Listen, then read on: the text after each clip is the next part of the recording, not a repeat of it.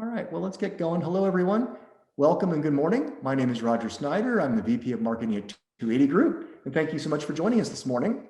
Today, we're going to have an awesome Ask Me Anything discussion about how to create alignment and role clarity as a product management leader for your product management team. Now, 280 Group has been in the business for over 20 years, and we've seen many of these challenges leaders face when trying to ensure that their team of product managers and product professionals are working effectively with the rest of the company as well as internally. So we're going to have some great lessons and experiences to share today with our guests on this panel. But let's first go over how we're going to operate today. We've received a number of questions in people who filled out the form to register. So we're going to kick off by answering a couple of those questions to get things going. But we really want to make this a conversation with all of you that are here today live. So please type your questions into the chat box. And then throughout, we will ask you to unmute and ask the question live so that we can really make this a conversation. But first, start out by putting your question in the chat box so we know you have a question. And then I will call on folks to unmute, ask their questions, and then we can have a conversation. So let's get right down to it, but let's meet our panelists first. We have a great panel today, and I'd like to have each of them introduce themselves. So Ananya, why don't you tell the audience a little bit about yourself? Hello, everyone. I'm a payments and digitization expert with extensive experience in product development, market segmentation, product management, and commercialization. And I currently lead large-scale digital payment in products at MasterCard. Over to you, Joe. Thanks, Ananya. My name is Joe Gali. I'm a product and agile coach at Kimberly-Clark, and I am helping to be part of the product mindset transformation here at Kimberly-Clark. But I've been a product manager for the last 17 years, working in a variety of industries such as online travel, publishing, and financial services. So I'm really honored to be here. Thank you, Roger. Oh, my pleasure. Thank you for joining us today, Joe. And thank you, Ananya, for joining us. All right, so and I'll get a little bit about myself as well. So you already heard I'm VP of marketing here at 280 Group, but I joined 280 Group initially as a consultant because I'd been in the field of product management for over 20 years, leading product management teams, large and small, in various high-tech companies, and just really excited to be able to have Ananya and Joe and I help folks out answering questions about alignment and role clarity. So, like I said, let's start with a question from the folks who entered questions when they first registered. And our first question is from Naranya, and I apologize if I'm mispronouncing that, from Indonesia. And he or she asked, what line can you kind of put between differentiating the responsibility between the product management leader, say the leader of the product management team, and the individual product managers over each of their specific products? And maybe Ananya, can you help us with that one? Let's get started with you. Oh, you're muted, Ananya. Ananya, you're muted. Sorry. Yeah, there you go. You stay unmuted. If I understand the question correctly, it is more asking the difference between a PM and a PO, a product manager and a product owner.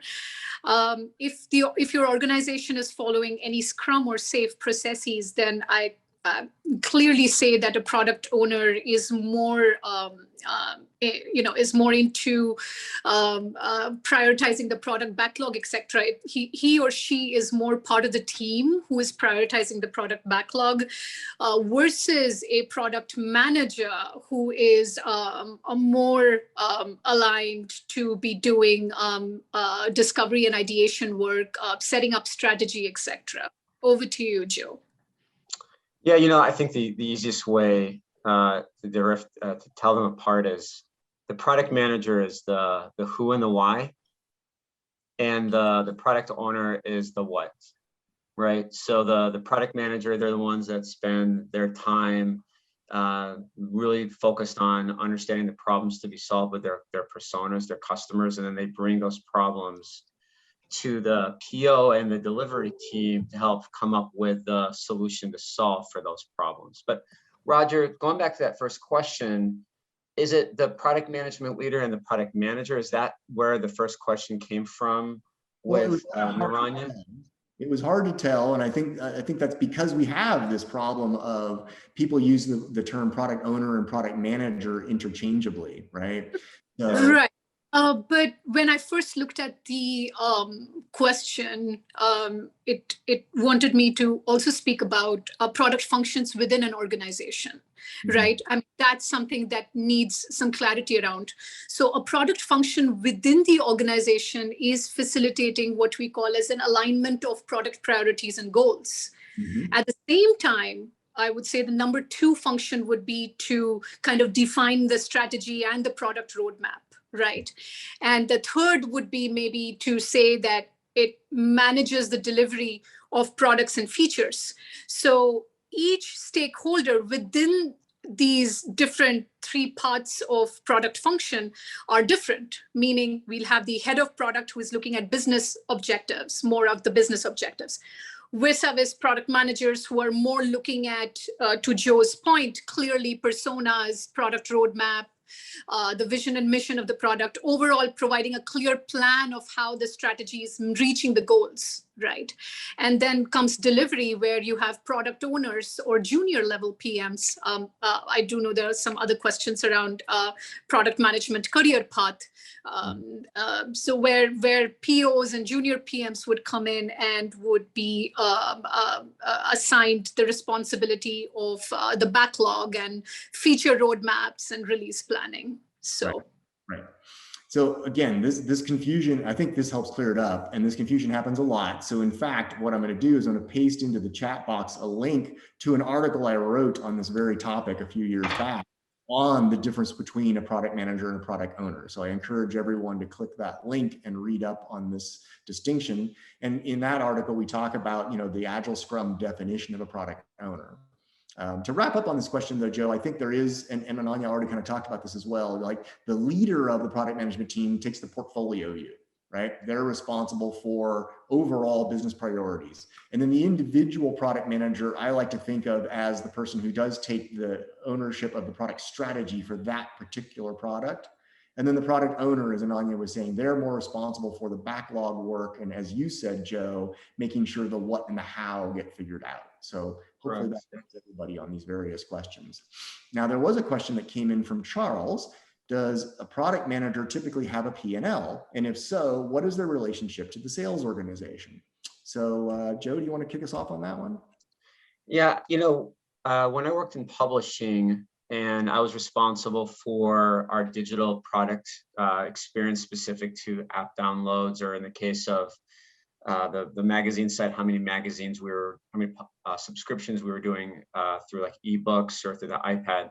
Most definitely, the product manager is going to have ownership over the P&L, because one misperception of the product manager is they're not responsible for the marketing, right? And so I think where a lot of product managers sometimes get surprised is not only do they have to define the who and the why, but in many cases, they have to figure out how they're going to create visibility of the products and services that they create. So it's not only defining working with the team on the solution, but then figuring out how are you going to create that awareness? What are the different levers? What are the different channels? And so in my case, it was, paid search, banner advertising, buying email lists. So most definitely in some organizations, you are absolutely going to be managing and owning a P&L, especially when you think about if you're using vendors to complement your product lineup. So when I was in financial services, I had 5 primary vendors that I worked with in addition with our in-house team. Mm-hmm. So there's a cost to that, right? There's the ongoing cost, and then there's also the investment cost if there's something that you want to do one-off. So, I don't like to use the term CEO for a product manager, because that kind of gives this perception of like you're a dictator and you tell everyone else what to do. I think that's actually counterproductive to the role. So I think they're the person that they're like the orchestra. They're the maestro of the orchestra. So they're working with the different folks within the organization to try to achieve ultimately what the vision and strategy is for the organization.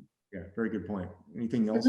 And Joe has already covered most of it, but I do want to say one point that as PMs, irrespective of whether you own the P&L or not, of course, as you progress in your PM career path, yes, you will eventually own that. But at any stage of your career as a PM, you have to be motivating people towards not just short-term results, but also the long-term objective key results. So irrespective of whether you own the P&L, you are owning the outcomes for your product, irrespective of what role or what level in the product org you are in. So. Right, completely agree. Yeah, I've been involved in a number of B2B businesses, in which case there is a sales force and you have direct sales, and therefore sometimes the PM doesn't own the P&L directly as much, because then they have less influence. In businesses where you are reaching all the way through directly to the consumer, like Joe was talking about, that makes perfect sense. In businesses where it's B2B and you have a sales force, you may not own the P&L, but still take the responsibility for keeping your eye on all of the various aspects of what the costs are to the business and how profitable your business is, even if you aren't, quote, the owner, right? I think it's important for that product manager to have that holistic view. Very important. Good conversation. Charles for the question. Oh, and I should have asked Charles to come on, but let's see here. There's a couple of comments in here, but not another question. So I encourage people to have questions, and next time I'll ask you to come on and ask the question lively. Let's move on to the next question that we had. That was from the questions we had brought in, and this was from Jennifer in Illinois. She asked, for a company that is just starting to prioritize PM and implement that mindset across the organization, what is your #1 piece of advice for this very early stage in the process? Who would like to? I mean, I can go first, and I again want to break this. It's a loaded question, so I'm going to break this into two parts. When it comes to, and this was I guess this is what she meant, so I'm going to answer it in two parts. One is, what is it to, or why be product centric? Why is it that all organizations are most organizations, traditional and otherwise, are transitioning into product centricity, right? We are seeing that everyone seems to be speaking, whether you're in media, tech, finance, e-commerce, you are talking about being that customer first company.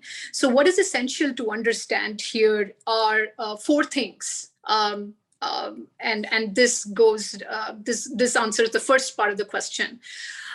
First, find that product-driven culture, which is around clear business goals, and that can kind of translate to a product strategy with the KPIs that you got. So that's #1.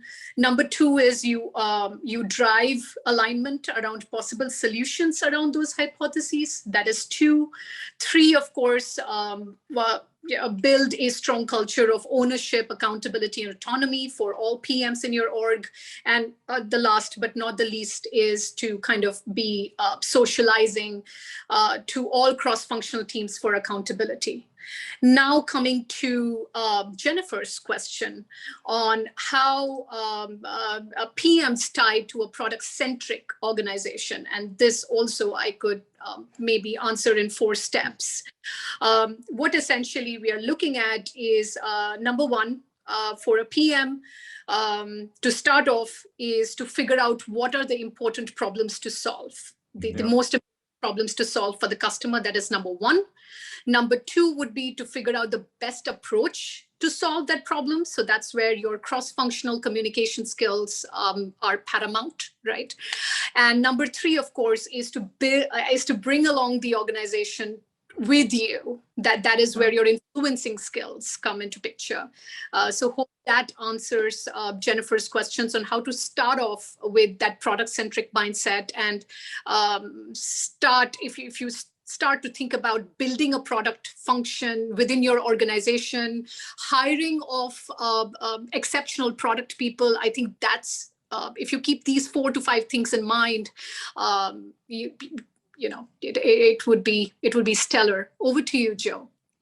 Yeah, I mean, Ananya, that was a great answer. I think so. There's a poster I have in my office, and it says it very succinctly, progress, not perfection, right? So when you're trying to implement a product mindset in an organization, the obviously you got to hire the right people, right? But I think you have to try to think of it, like Ananya said, as what are the problems to be solved? And you're almost like, I know it sounds silly, but you got to build a roadmap.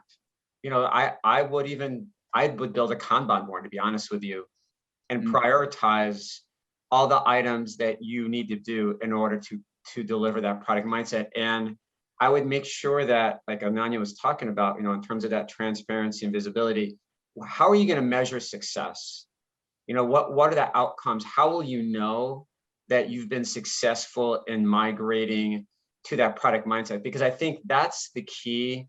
It's not the outputs, like how many features you released, Right. how many sprints you finished, but really talk about, hey, we improved customer satisfaction by X. We reduced the number of calls to our call center. We reduced speed to market by X, Y, Z. I think that's how you're going to get real buy-in, because, you know, there's a flavor of the day. Today we're going to introduce Agile. Today we're going to introduce this. Today we're going to introduce that. And I think you just really, you got to take it in bite-sized chunks, like Ananya was talking about. Find the problems to be solved, build a roadmap, assign those features to outcomes, and report on those outcomes. So even have a scorecard, you know, develop something like a product scorecard. And then when you're meeting with your stakeholders, share your results. Tell them what worked, tell them what didn't work, tell them what impediments they have, and just be vulnerable as you're going through that journey. Mm-hmm.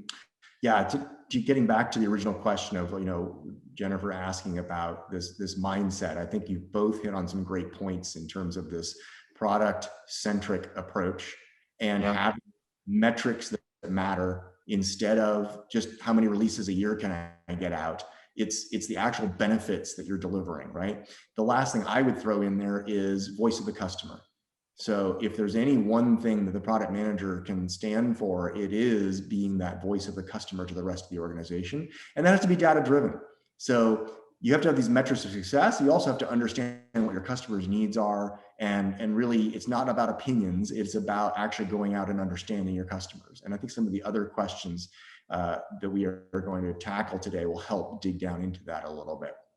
Let's see. So interesting question now. And this one's from Allison Dawson. So Allison, I'm going to invite you to unmute and ask your question. So I was just wondering for the group, how many people leverage a program manager role to assist the PM with some of the execution activities, tracking activities, and things like that that happen during MPI? Great question, Allison. Who would like, I think actually in the chat box, people can mention if they're using program managers or not, but would either of you like to start off on this one? Ananya, I'll defer to you. Okay, all right. So again, it goes back to what Joe said about the PO versus the PM. So it's the same as it's well similar to a TPM versus a PMT, or I would say a product manager versus a program manager. A program manager is at least in the organizations I have worked in, is more looking towards the execution and the delivery aspects of the product. That's what the program manager does. Again, it's subjective, right? Because in the organization I worked in, that's been the norm. And the product manager has been the one who is kind of defining those requirements, defining the product requirements for the team, etc. So this is the key difference in my view. But Joe, yes, it's a jump in and share your thoughts on what you think. I think it's there was an article that came out a while ago. I don't know if it was 280 Group, but it was like the product owner and the product manager share the same brain, right? I think if you have a program manager and a product manager, I think although the accountability is going to be slightly different, one's the execution and one is the customer centricity, they need to work together. I mean, at the end of the day, yes, there may be delineation and roles, but that's the one thing I'm really careful about when in situations like this, or in any organization where they talk about, okay, what is the role of the PM? What is the role of the program manager? What's the role of the PO? Yes, they all have accountabilities, but the reality is all these roles have to work together Mhm. in order So- to have so- a successful product.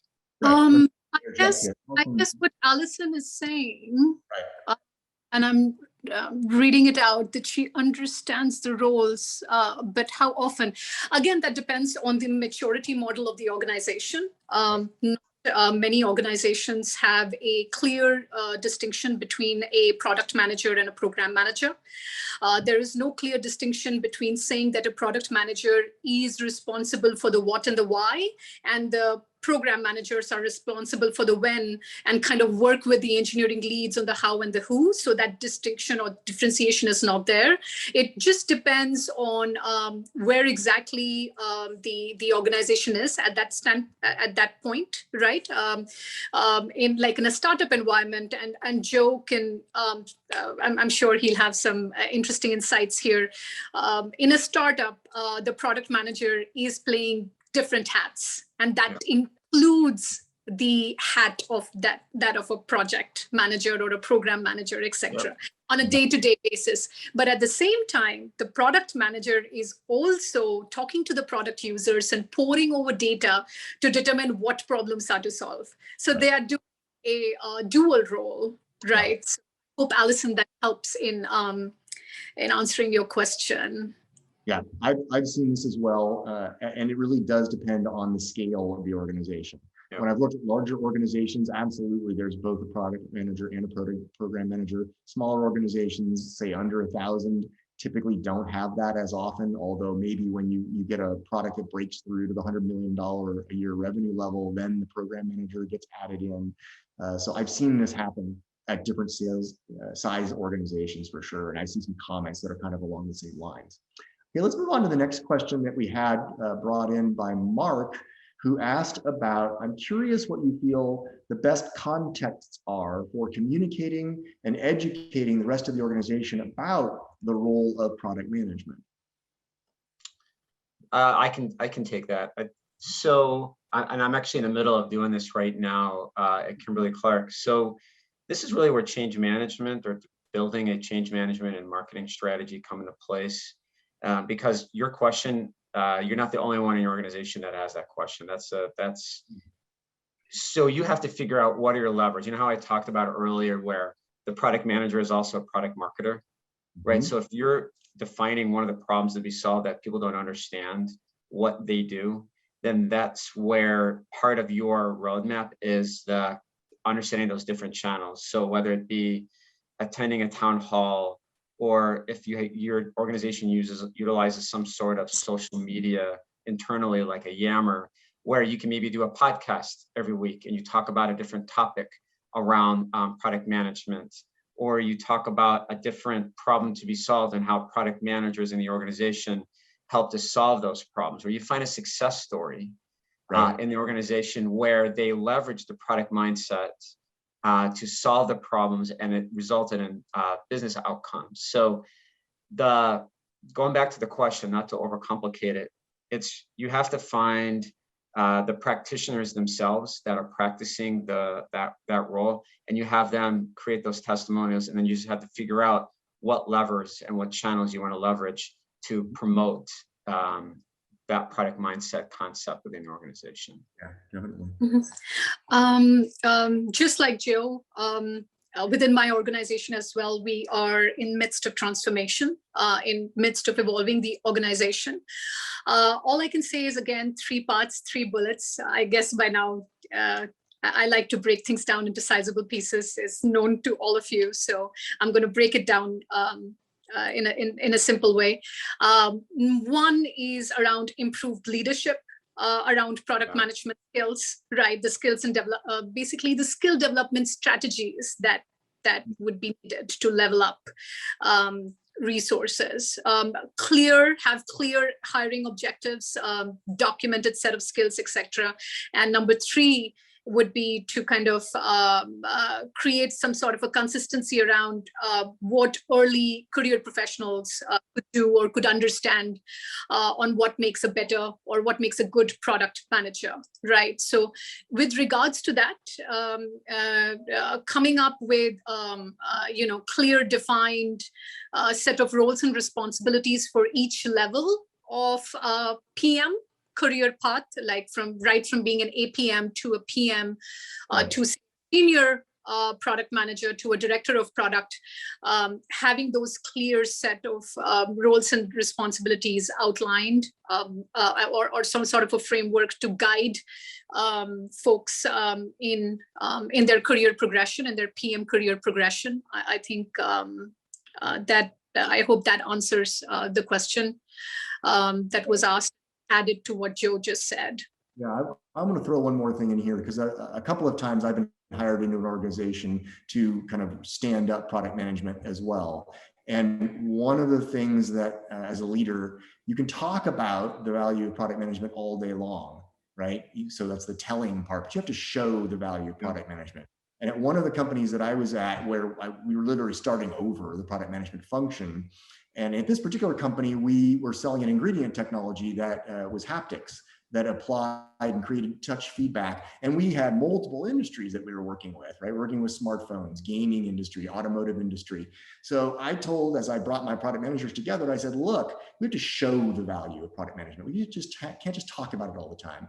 And so I encouraged them, each quarter I had a different product manager do a brown bag session, where it's going to be at lunchtime, come and see. And I had one of my product managers come and just give an update on the entire gaming industry, of what are the issues in the gaming industry, what's the growth pattern, how important is gaming right now, is it consolidating, or is it expanding with new entrants, and then what value do our products bring to that industry? And so by showing the value, folks started to get it. I could talk about it at eStaff all day long about we're a voice to the customer, we take care of the product roadmap. But by having the product managers get out in front and give these brown bags and demonstrate that they were doing the market research, they were listening to the voice of the customer and then sharing what they knew, that's the way that I got the flywheel spinning at that company of like, oh, okay, I kind of get now what product management does. So as a leader, Mark, you need to both tell, but you also need to get you and your whole team to show the value of product management. Mm-hmm. And Roger, this just reminds me of an interesting story that took place a couple of weeks ago. Is that we had a lunch and learn session recently where we had APMs, associate product managers, come in and help the whole team understand what kind of metrics matter, right? And how that kind of ties to the data analysis aspects, right? Where you turn data into valuable information to drive the decision. So we had a lot of stakeholders coming in and enjoying that session where data information led to data analysis, then led to product analysis, and that kind of helped everyone to see that, yes, we can foster teams to use data effectively and drive innovation. So thank you. It just reminded me of that short story. So. Okay, so we have a question from Chris Lennon. Chris, if you could unmute and ask your question. So I was wondering about the role of associate product manager as it compares to a business analyst. What does your organization prefer in terms of which role do you use? Do you use both? Do you use one or the other? Are they the same? And if they're the same, essentially, I'm sorry, if they're not the same, how are they different? Great, thanks, Chris. Great question. Joe, you want to take it forward, or let me know? Yeah, I guess, so it depends on the organization. So where I've come from, the business analyst is like a subject matter expert, right? So the product manager will most likely collaborate with the business analyst in terms of the problem to be solved. It could be like a recommendation on how to solve a particular problem, but it may just be that person is going to help provide the detail, or maybe they may have a history around a platform. So example, we have a content management platform that we use. On that content management platform, we have a business analyst. a technical business analyst. And so our product owner will work with that business analyst because there are a lot of technical details that need to be vetted out. So once the feature has been identified or the problem's been identified, then that business analyst will be a subject matter expert on the team and will be providing some guidance and detail to that individual. That's really the main difference. Is they're part of the team, but they play a role of an expert in a given division or specific capability.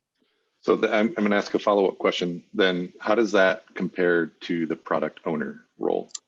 So the way to think about it, Chris, is the product manager is going to come to the product owner and the solution architect or even engineering manager and say, this is the problem to be solved. And so what they're going to do is they're going to ask a lot of questions to the product manager. Okay, what's the value that this is going to bring? What are the metrics? Who's it for, et cetera?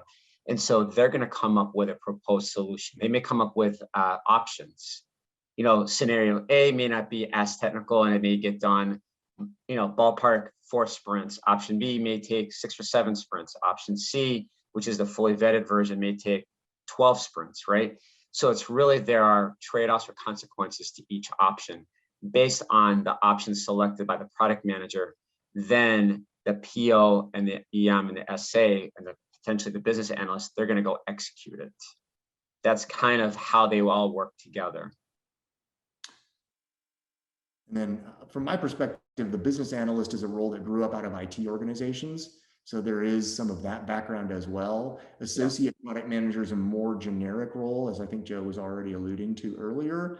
And then the PO is more about getting that proposal for a solution together. So I hope that helps, but there are gray areas, unfortunately, all the time. And some companies, like I went to a company, we had a client a few years ago that had perfectly swapped the definition of product manager and product owner. So like the product manager was, according to Agile Scrum definitions, they were actually doing the product owner role, and the product owner was they own the whole product. So that's why we call them the product owner. So unfortunately, there are ambiguities with these terms. I hope that helps a little bit, Chris. And I see that I missed. I do want to add to that, Chris.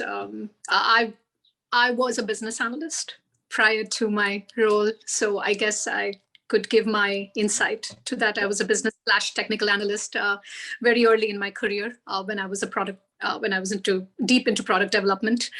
I would say that a business analyst role is entrenched into the engineering team, to what Roger just said, more towards feasibility, if I may say. But the product manager is the interest.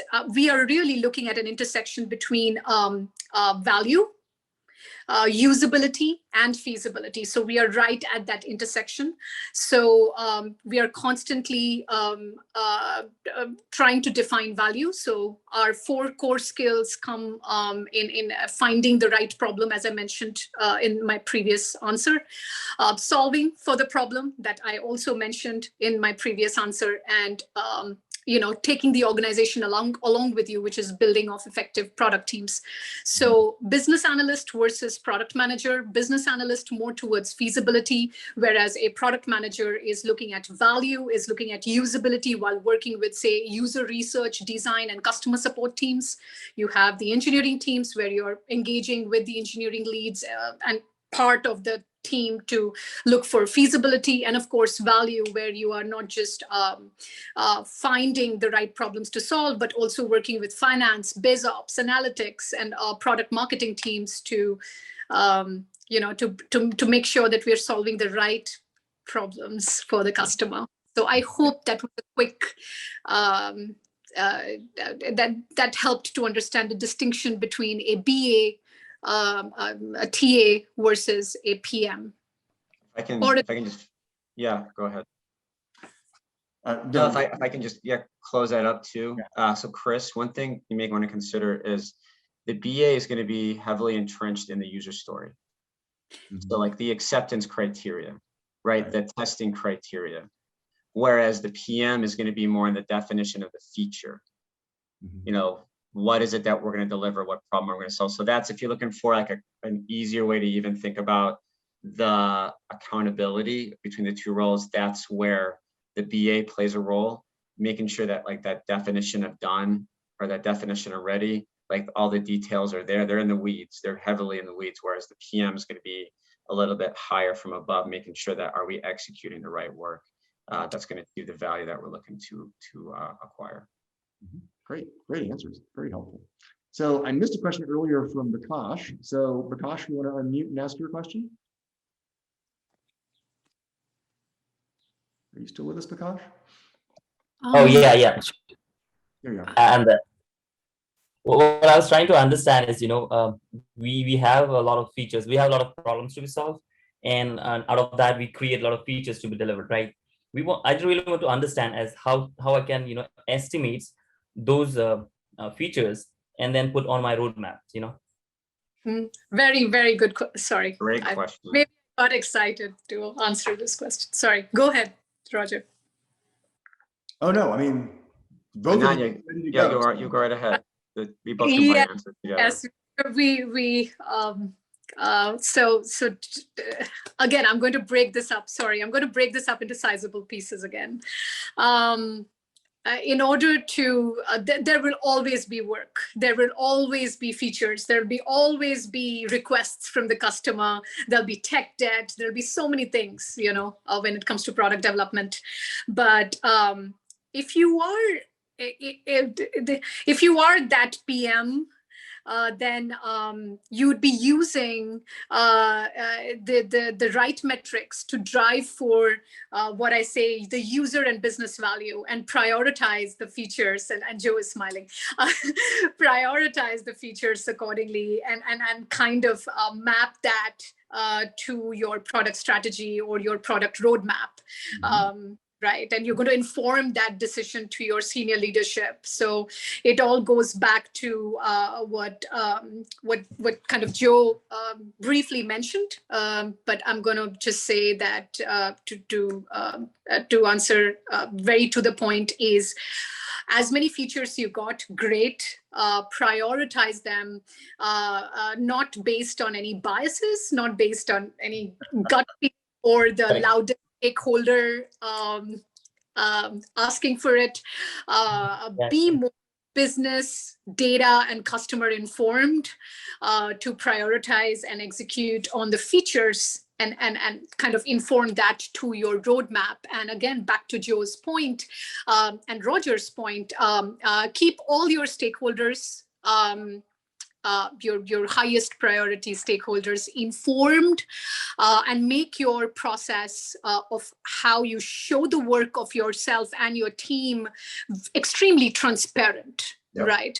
Extremely transparent. Again, goes back to what Roger and Joe mentioned in their previous answers, but I hope that gave you some insight. Over to you, Joe.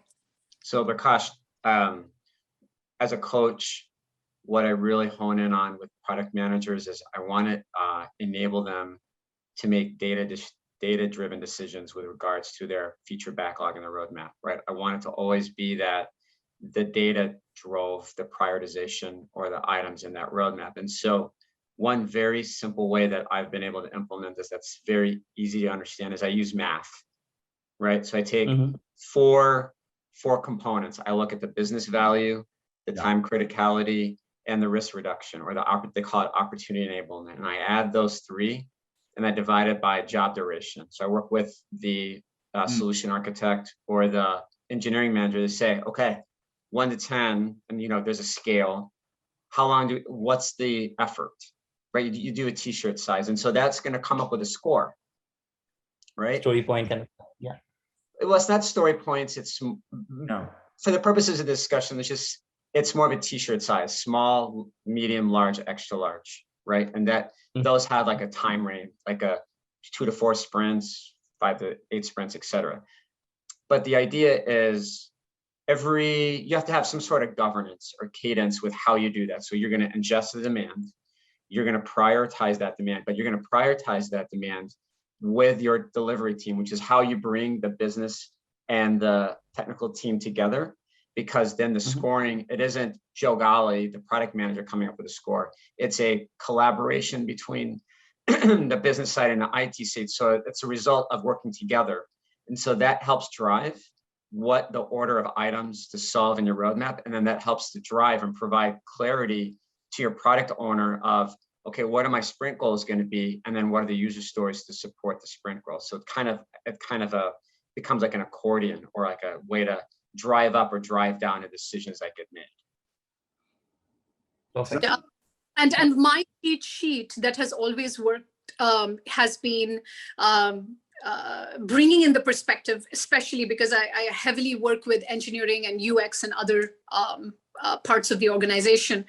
What would be the best for the customer, right? And also what would be my, what would be the organization I report to would want me to do, right? So it's always good to ask those questions. And also to Joe's point, risk mitigation, etc. All those things also need to be taken into account, especially when you're prioritizing features on your roadmap. Over to you, Roger. Yeah, so what we're talking about is coming up with more of a data-driven way to prioritize features. And Joe is using a very classic approach to that. There's actually a term for it, which I've forgotten at the moment, and I'm losing it. So, sorry again? It's called WSJF, weighted shortest job first. It's delivering the most amount of value in the shortest amount of time. Right. So maybe type that into the chat box so that Vikash can follow up on that. But in the numerator of that, I just want to add that you will sometimes have different values for different companies. And that's going to be important to decide based on business objectives and product strategy. So at one company where you are all about revenue growth that year, then you may weight the value of a product or a feature or benefit that's going to increase revenue more than the competitive differentiation that may bring. Or the particular salesperson asking with their hair on fire for a particular feature that a customer is asking for.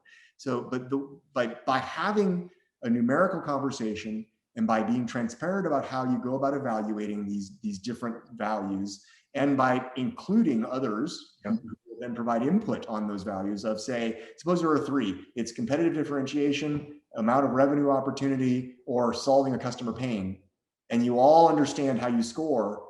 And then you look at all of these features scored the same way, then it becomes a much more data-driven conversation that everybody's had a play in. And that I have found helps that increased transparency and participation help reduce the number of shiny object conversations. Ananya talked about this a little bit as well, right? And there's also the hippo impact of the highly important person's opinion can influence your roadmap in ways that aren't very powerful. And my last piece to that is, sure, highly important person, we could make that change, but here's the data we use to drive the roadmap right now. Do you really want to change that? Yeah. Well, I think it's also important for stakeholders to understand there are trade-offs, right? A lot of times the sales organization and marketing will be like, we'll just go build this. And it takes a little bit of guts, but you have to be, okay, if we do this, something's got to give. And here's the trade-off. Right. And I think that's also a really key part of that discussion with stakeholders. Right. But again, as a PM, if you are enabling the team to focus on building the product according to the strategy, the best way to to keep all your stakeholders happy is to have kind of a structured and visible approach to work intake, which Roger and Joe spoke about.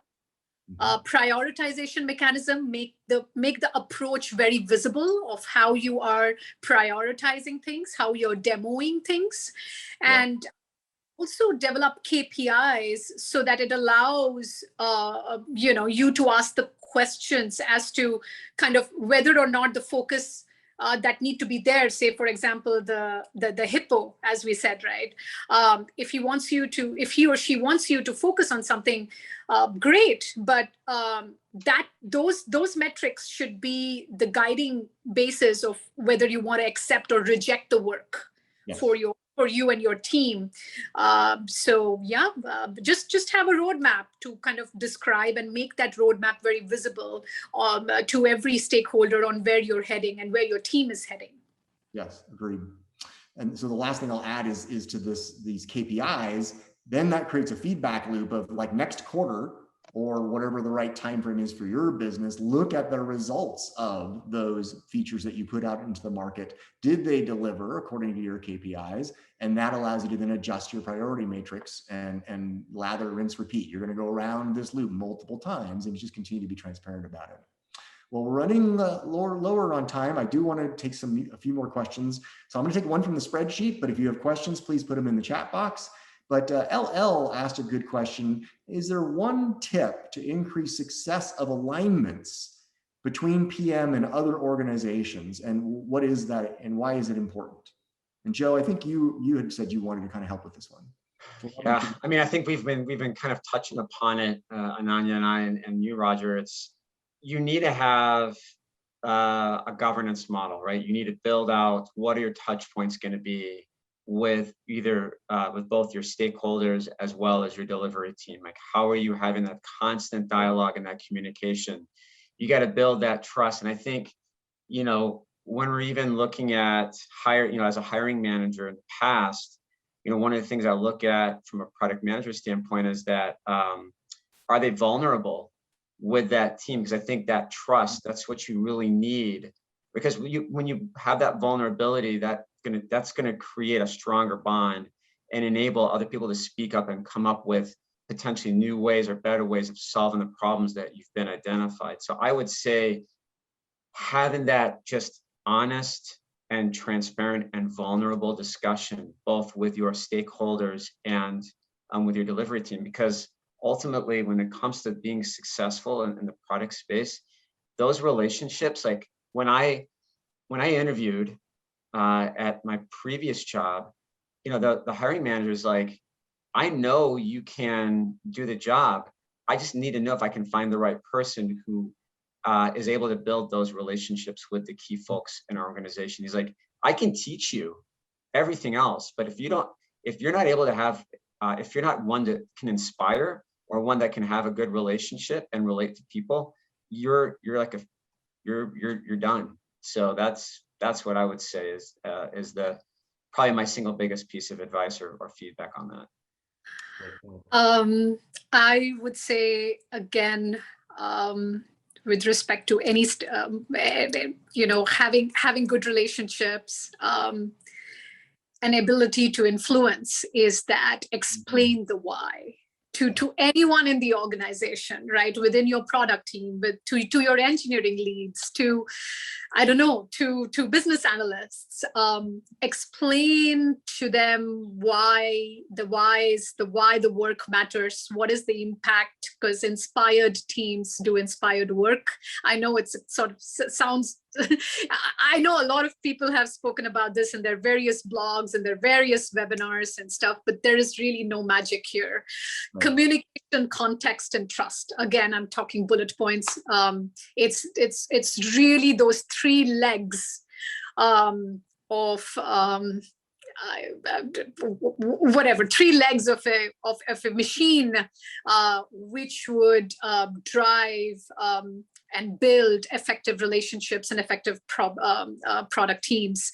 Provide context, provide, in addition to sharing why the work matters.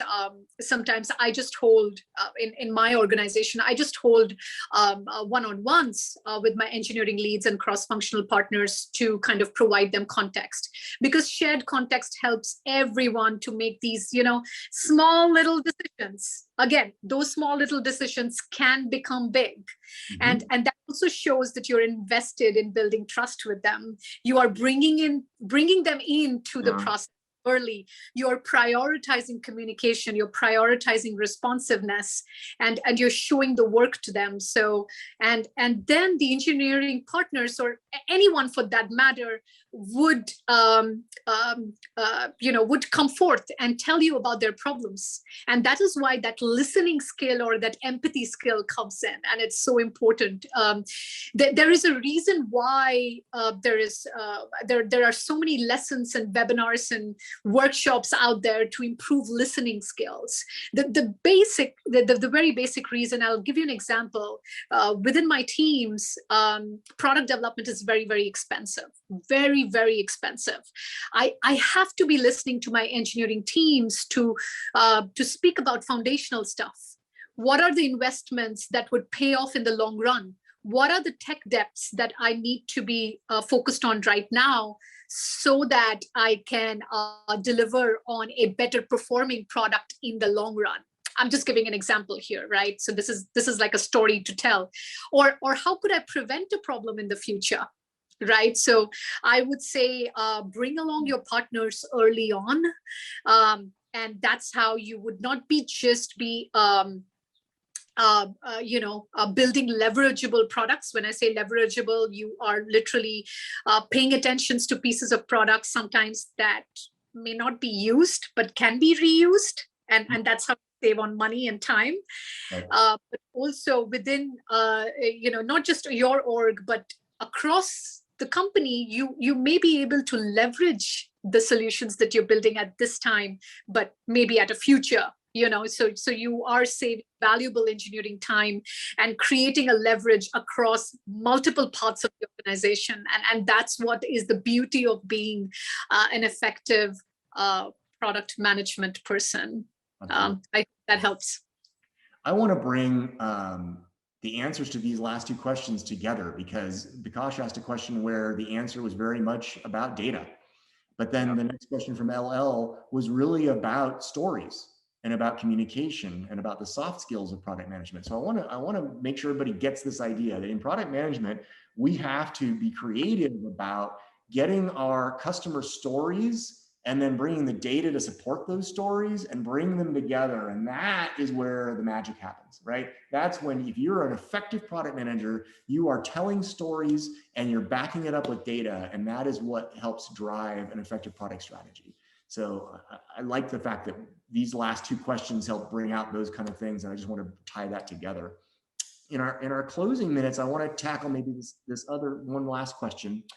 This question came from Katie, who asked a really good question of, okay, what's the ideal way to transition from the way roles are defined right now in our organization to the way we'd like them to be defined better? How do you, it's a kind of a change management question, but it is one that I encounter a lot when I'm working with clients in terms of PM, PO, business analyst, TPM, and they're not great definitions right now, but we see a great future. We'd love to have these new definitions that we're driving to. How do we make that happen? Joel, would you like to take it up? You are the coach. It's you have to develop a plan. You have to, like I mentioned earlier, you have to first find in the organization where are their pain points, where are they hurting, right? Are they getting a lot of customer complaints? Are they poor in the execution? Are they delivering products or features that have a lot of defects? You have to find where the escalations are happening the most, with the most amount of frequency, evaluate it and say, okay, if I solve that, what value will it bring? And then that becomes, your first release when you're talking about a change management plan, when you're talking about, transforming an organization. It's going to take, you have to educate leadership that it's going to be a journey, and success is not going to be I'm going to go train a bunch of people, and then the next day when they come back in the office on Monday, they're all of a sudden going to behave differently. It's never going to work like that. It's going to fail 100% of the time. What you really have to do is you have to set the right expectations with your leadership. You have to make sure that leadership is supporting those different initiatives. You have to bring a leadership along in your journey, and you have to build that change management plan and then share the results of it. So again, to that question, you're transitioning to all these new roles. You got to pick them one at a time. Make sure that you have the job description. Make sure that you evaluate the people. And then from there, determine, okay, what's the biggest pain point first? And, hone in on that from a resourcing standpoint. You can't do it all at once. You just can't. You may have to live with a business analyst acting as a product owner in the time being. You may have to have somebody acting as a PM because someone needs to make a decision, but you just kind of have to do building blocks and know that the end state is where you're trying to get to, and that where you are today, it's a little bit better than where you were yesterday. So like what Roger was saying, this is where the ability to be a really good inspirational storyteller is going to come in incredibly handy, because it's not going to go to plan, and you just have to be able to anticipate it, communicate it, be transparent, like Ananya is talking about. It's just every step of the way. Don't be like, oh, they don't need to know that that's happening, or I'll wait in another month and let them know. Like the smallest thing, let them know. Be completely honest with your leadership and with the organization. Talk about your failures. Let them know that you want to fail fast, and that it's okay to fail fast, because when you fail fast, you're going to be better the next time around. Right. Ananya? Yeah, thank you. And I know in the interest of time, I'll take just 1 minute. And again, I'm going to break this down into 4 bullets for any product leader who is looking towards product transformations, customer-centric mindset for organizations. I would say start on, say, for a business and growth side of the house. Ask by saying, what is the main customer-centric problem you're trying to solve?